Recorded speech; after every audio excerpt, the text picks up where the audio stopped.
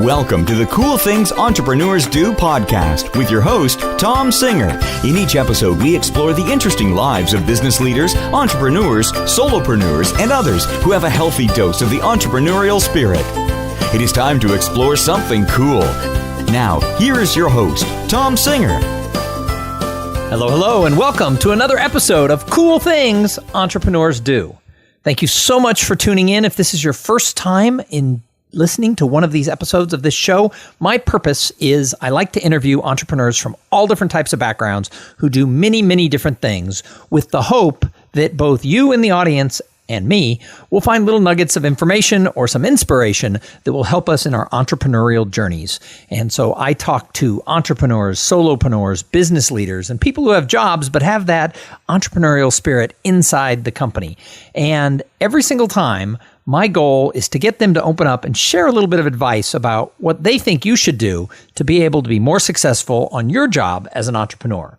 And today is going to be no different. Today I am really excited because I have with me Jane Deuber, and she is from the Global Experts Accelerator. And the thing about this woman is that she takes average entrepreneurs and helps them create leverage so they can grow their businesses to the next level. She says leverage is really the key, so I'm going to find out what we mean by leverage before we're done here. So Jane, welcome to Cool Things Entrepreneurs Do. Awesome, Tom. I'm glad to be here. I love this show, so it's an honor to be here. Well, thank you so much. I like people who love this show. So I don't really read those bios that people's PR people send me. So why don't you tell everybody, who is Jane and what makes you cool? That's super fun. I love that. I get to do a self-introduction. So I guess, for the audience, what might be relevant and why I might have something interesting to say about business is, so over the course of the last 31 years, my husband and I have built and grown 7 businesses. And in that journey, we've had the opportunity to really, make tons of mistakes and bump up against a whole lot of stuff. Yeah. Welcome to the club. Welcome to the club. That's like the story of all of our lives. Yeah, but I get a badge because I've done it 7 times. So right? what types of businesses? What I love to do in these kinds of interviews is. So what types of businesses have you guys built? Oh my gosh. So it runs the gamut. I would say, with the exception of one, which was interesting, they all run the gamut of personal development and entrepreneurship. So from the first business, we started with $5,000 around our kitchen table. We taught women to basically create a home-based business. And so we were in the entrepreneurial space way back in 1987, teaching women how to have their own business. Nice. All the way through to today. Yeah, honestly, I got to say, Tom, that's one of my greatest passions. I believe entrepreneurship is the greatest path to transformation personally as well as financially. So, absolutely. Yeah, it's been a great journey. Fast forward to today, Mario and I are here in Pebble Beach running 3 businesses out of our home and loving every single minute. You could live in an uglier place than Pebble Beach.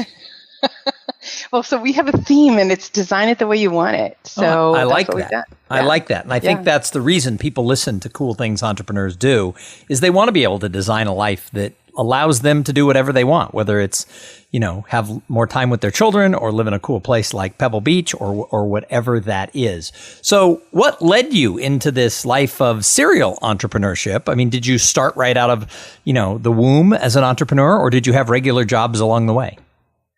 No, I was a toddler.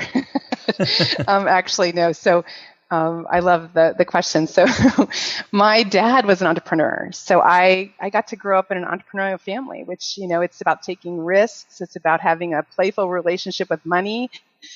It's about, finding your passion and going after it. So my dad modeled that, and he had multiple businesses. Started out very poor, ended up having helped thousands of people.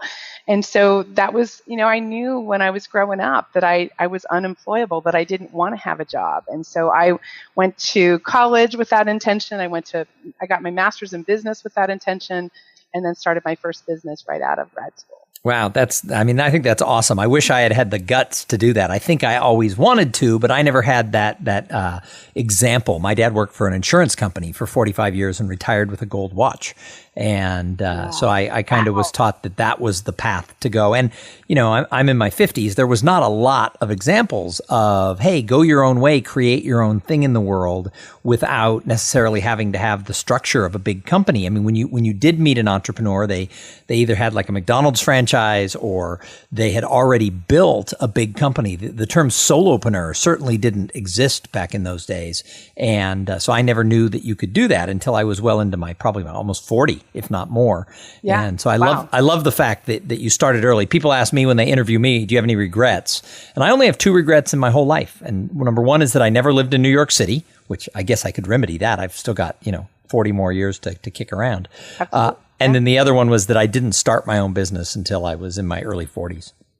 Well, I didn't know there was anything else. Like, really, honestly, I grew up in an environment where entrepreneurship was kind of the path that you took. So yeah, I feel blessed around that, and that's what launched it all. So what do you love about being an entrepreneur? I mean, you must have looked at this. You must have friends who work for insurance companies and banks and accounting firms. What do you love about your life?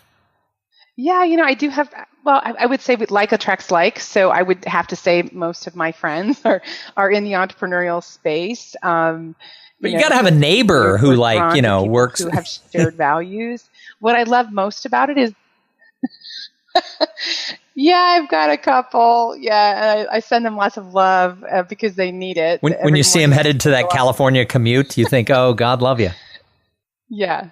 It's to me, it's the freedom. Number one, it's the freedom. Like, so whether that's the freedom for you to build a business from Bali with your computer, or in my case, last week, I spent the entire last week with my mom, who's 90 years old and was having some health challenges. So I could pick up my life and go there and be with her. So I think freedom is number one.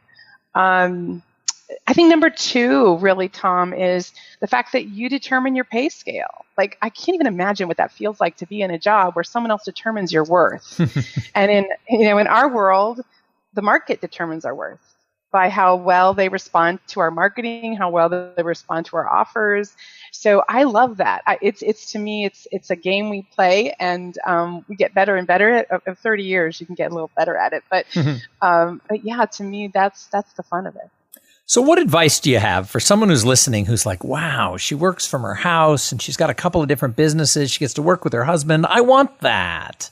What advice do you have for somebody who wants to make that change? Well, so I'll tell you that the advice is born out of an experience, actually with the first business. So we took $5,000 that was earmarked for my engagement ring. And my husband and I started that first business. And we actually grew it to about $2.5 million over the course of a number of years.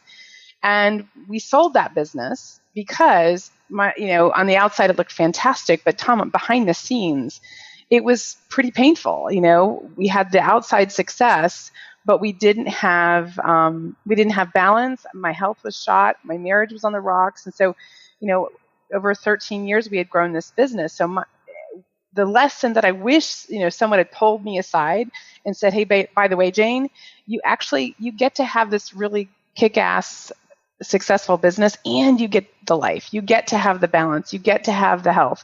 And so I would say, it was a hard lesson learned. And, after 13 years, I sold the business and kept the marriage and got my health back on track. So, it was a happy ending to that very challenging story. But my advice to them is to make sure that when you start out your business, that you're really clear about the life you want to live, and set boundaries and grow a business based on those values. And it'll be so much easier, because I didn't do that the first time out of the gate, and it kicked me in the butt for sure. So then the second time out of the gate, after you sold the business that sort of took over your life, how did you structure it differently? How were you able to set up those boundaries? Yeah.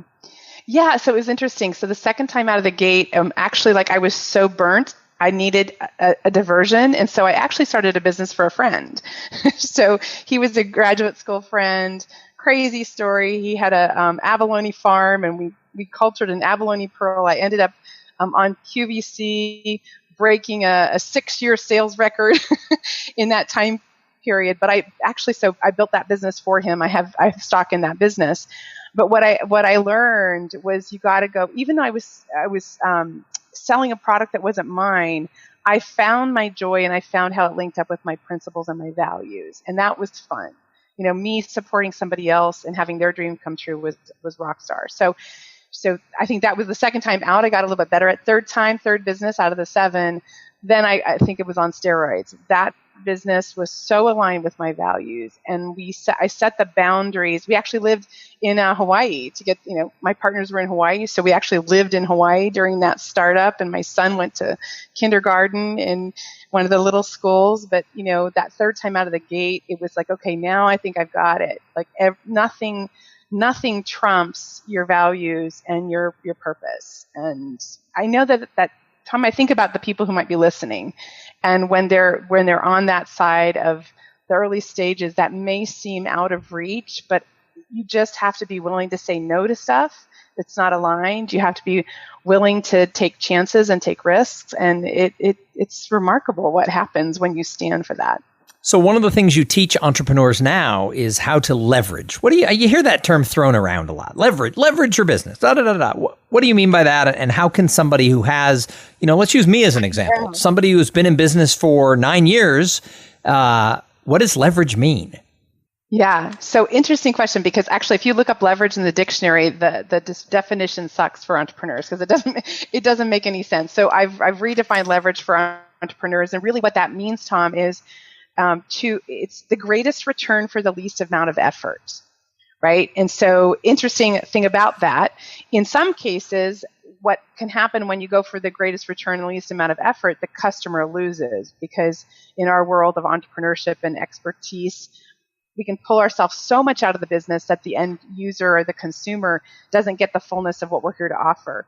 In our world, we really look for strategies like automating and creating online programs is one of my businesses. We have 3 businesses now. So one is creating online programs. So that's taking your expertise and producing an online program that actually recreates the experience of working with you, so the people that can't afford you can get a little bit of your work. Or if you want to go global, you have to have something that your clients can experience outside of your maybe high-end coaching, high-end kind of consulting. So that's just one example of how we teach people how to take their genius and create a leveraged model that serves the client, but also brings that recurring automated revenue that they're looking for. Makes sense?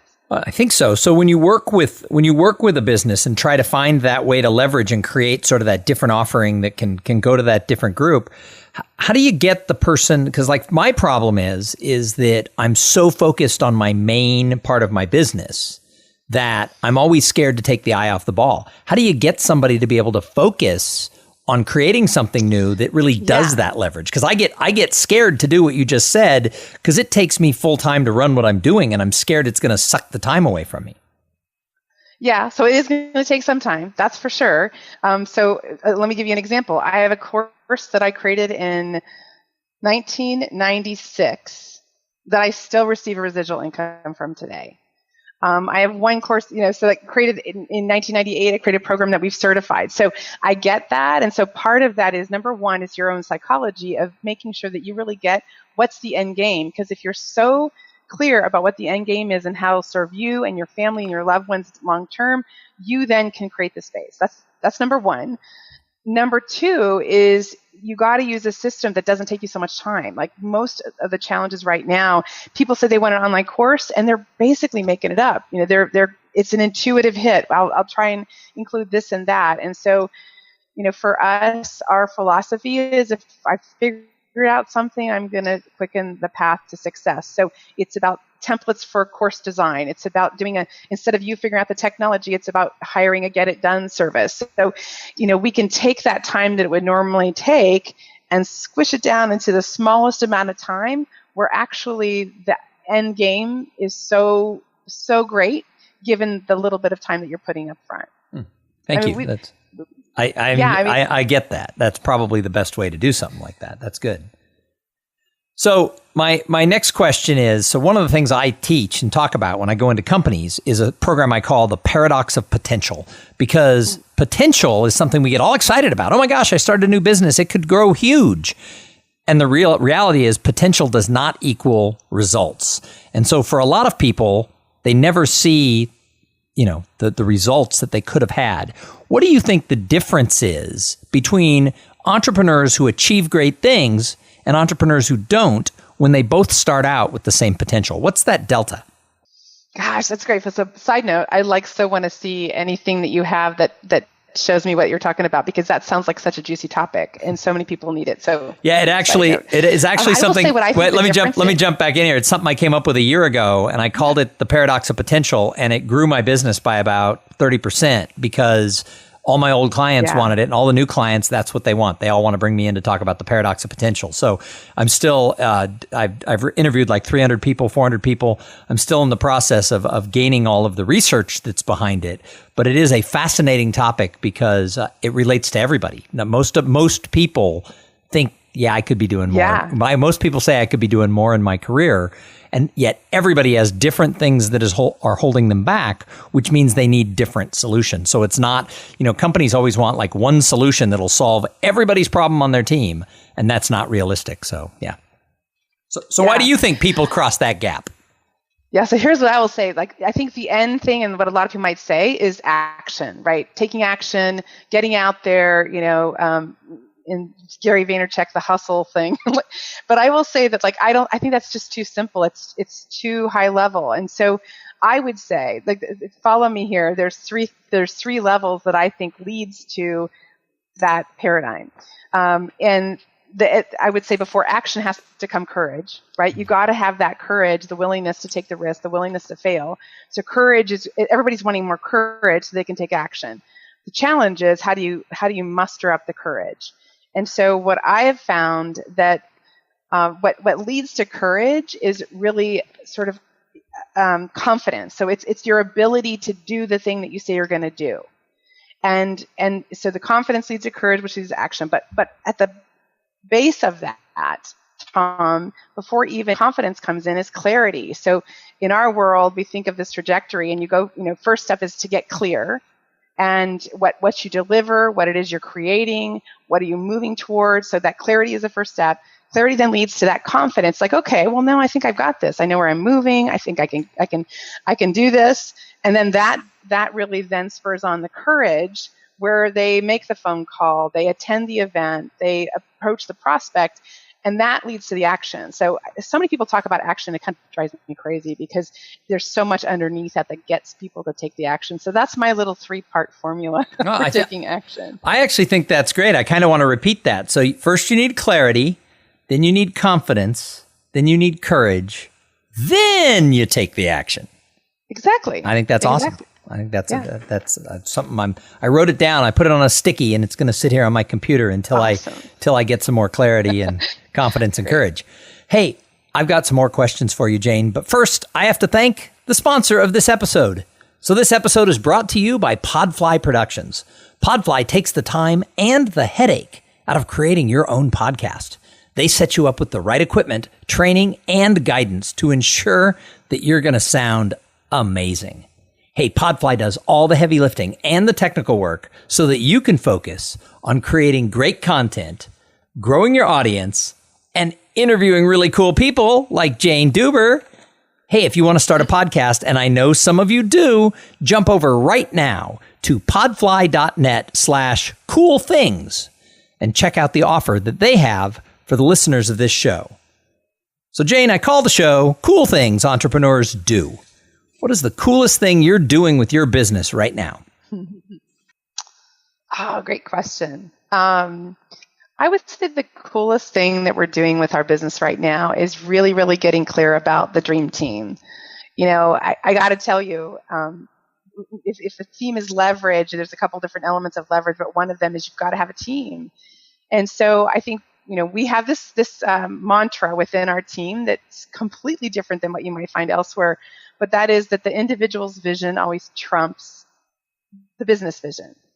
And what I mean by that is, if every person on my team doesn't see how their vision links up with our vision, I'm screwed, because they'll go on to the next thing. They'll go out and find somebody else to work with.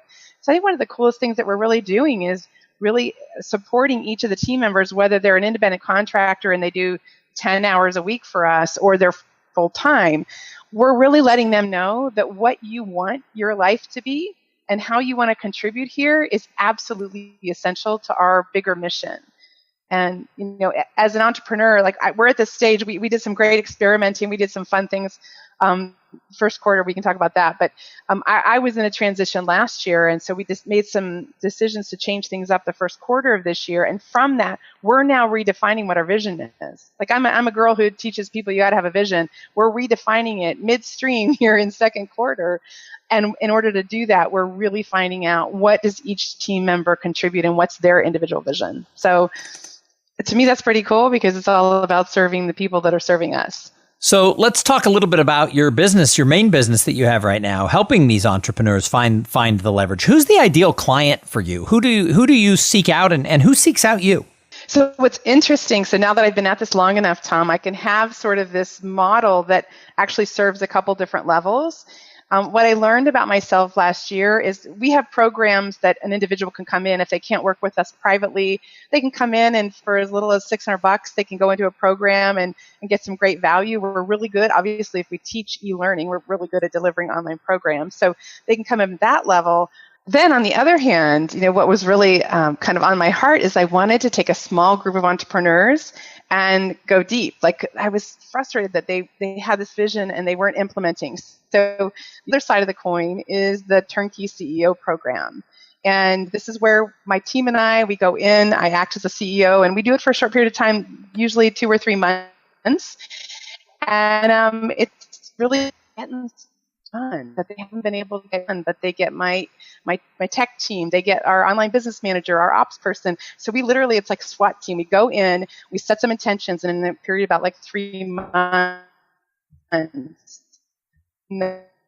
is totally at the core of my business. But I guess for your listeners, what I want them to see is, everybody tells you to have the product mix and the offers, and it doesn't have to be all in one bucket. We have the low end and we have the high end, and we can serve well in each of those areas. So mix it up, go with your heart. If you want to have that experiment and try something out, that was a total experiment for us. But it worked and we love it and we'll do it here and there. But anyway, that's I would say that was my big aha, was have something for a broader audience. I think that's great. So Jane, I love to ask the people who come on the show who it is they admire, because I think entrepreneurs are observers. And we could talk about Jane and the great things that you and your husband are doing all day long. But I think it's fun to find out, who do you look at and think, wow, that person, they're doing something cool. I love it. Well, I would say I think a key for entrepreneurs to be in a group of mastermind peers, and so you're in that opportunity. So I'm a part of a mastermind, and every December we get together, and so I get an opportunity to kind of know them on a personal level, but I get to see what they're doing throughout the year. There's so many. I'm not sure. You could go to the ones that are public, like the Richard Branson and Tom Bilyeu. I love him. He's doing some really cool things. He left Quest and now he's doing the things.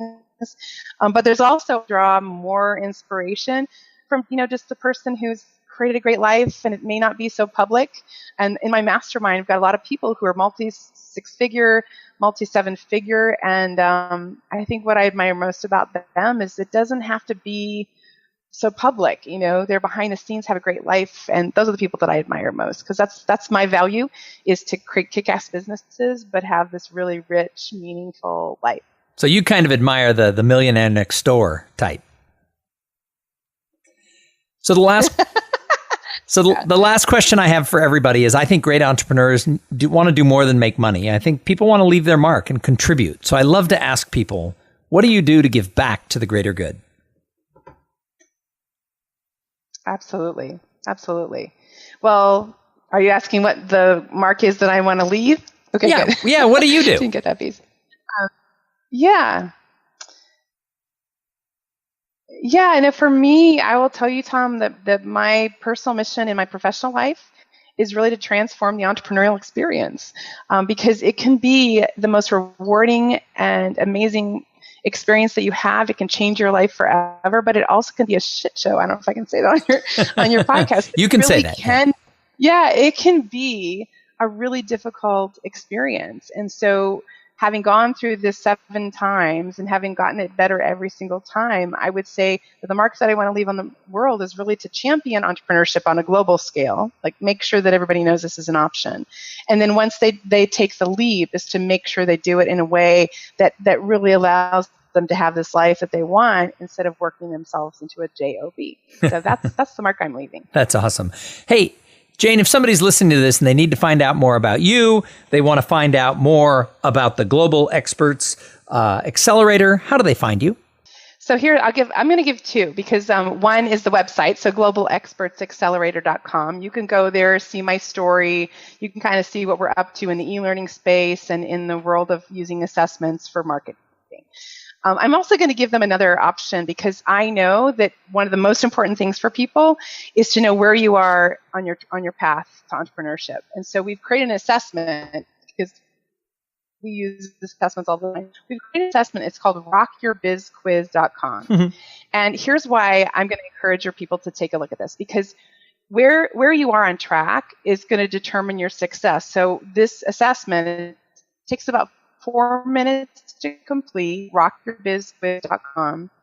4 minutes to complete. And at the end of that, not only do you find out where you're rocking it, where you're scoring yourself 8, 9, 10, you're also going to have an opportunity to see where you're scoring yourself on the lower level, like 2, 3, 4. And it's all good. You know, your score is your score. But the most important thing is you leave that experience of taking the assessment getting really clear about, wow, these are the missing pieces that are holding me back. So that's my gift to your people. And obviously, depending on where you are, the cool thing is we'll know where you are. And from that point forward, we can support you and give you some groovy little things you can do to support the places that are the missing pieces. That is great. Well, Jane, thank you so much for being a guest on Cool Things Entrepreneurs Do. I got to say, Tom, I love your energy. I've been a fan of your podcast for quite some time. So meeting you at the New Media Summit was really, really fun. But I got to say, your energy and what you're bringing to your audience is awesome. So honored to be here. So thank you. Well, thank you. And thank you to everybody who tuned in and listened. I say it every single time. If it wasn't for the audience, we wouldn't have a show. So thank you for being part of the Cool Things Entrepreneurs Do family. And if you want to follow us on Facebook, it's Cool Things Entrepreneurs Do. On Twitter, @Cool Podcast. You can find out everything about me at tomsinger.com. And if you want to join the group coaching program, the Potential Mastermind Project, just jump over to potentialmastermind.com and you'll find out all the information you could ever need right there. Hey, we're going to be back in a couple of days with an interview with somebody just as cool as Jane. But in the meantime, I'm going to challenge you. Go out there and have a great day. Thank you for being part of the Cool Things Entrepreneurs Do podcast. Without your participation and listening to these conversations, there is no show. Connect with Tom at tomsinger.com and follow him on Twitter at tomsinger.